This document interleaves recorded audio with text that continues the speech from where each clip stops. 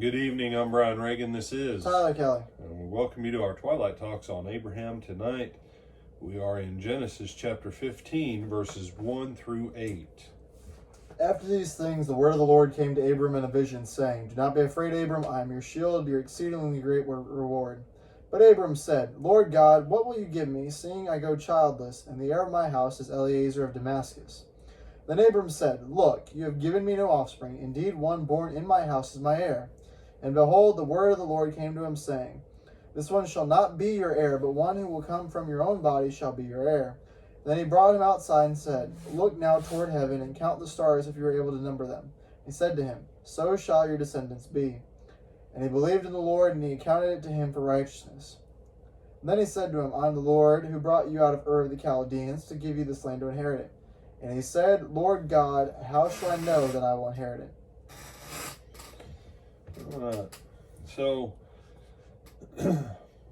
obviously we have come to a place, it's been a while now, with Abram following God, because the next chapter is Hagar and Ishmael. We can kind of ballpark it. This is probably somewhere around 10 years, give or take, since he's called, Abram's been called by God, somewhere between 10 and 12 years. And God comes to him and says to him, don't be afraid. I'm your shield, your exceedingly great reward. And Abram says, yeah, that's great, but where's the kid, huh?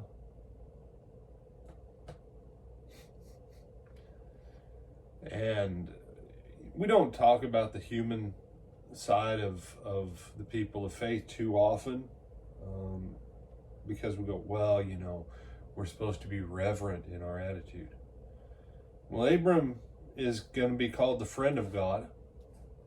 Hebrews tells us what? That we can approach the throne of grace boldly.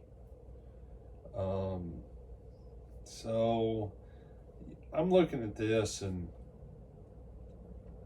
Abram says, you promised me a kid, but the one in my house, who's born in my house, he's going to be my heir. So what are you going to give me? What are you going to give me?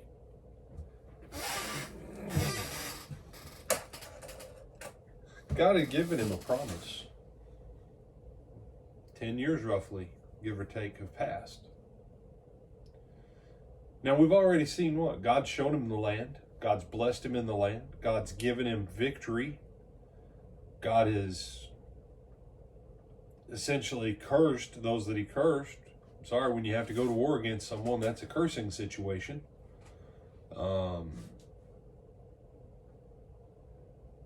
He's blessed. He's been blessed.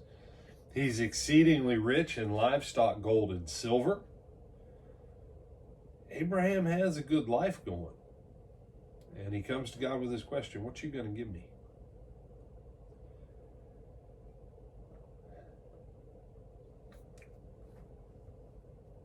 If you were able to watch the Sunday morning sermon, we pointed out the difference between Zechariah saying, what proof is there that I'm going to have a child, to Gabriel, versus Mary saying, explain to me how this is supposed to work.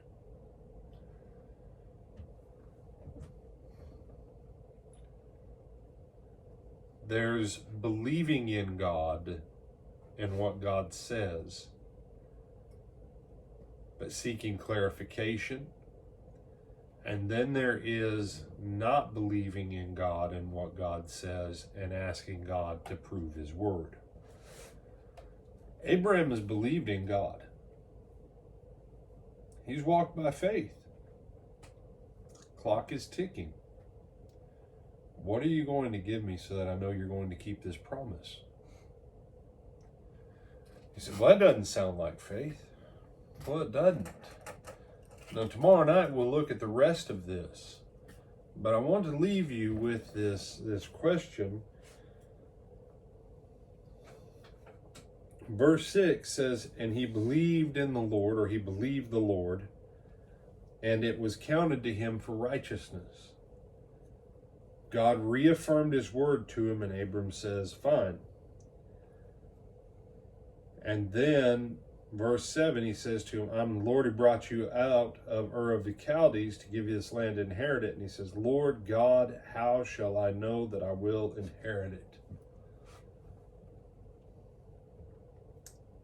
How shall I know that I will inherit it?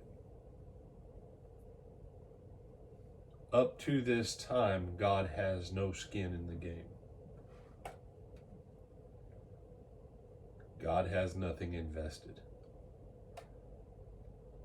Abram is really asking him, where's your stake in this?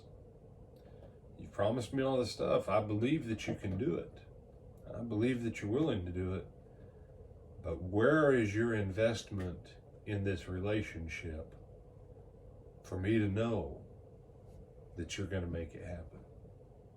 You have some thoughts on this one, brother? No, sir. You sure? Yes, sir. Okay. So tomorrow night, verses 9 through 21, we'll look at what becomes the game changer in the promise and blessing of Abram. Until then, we'll see you in the morning.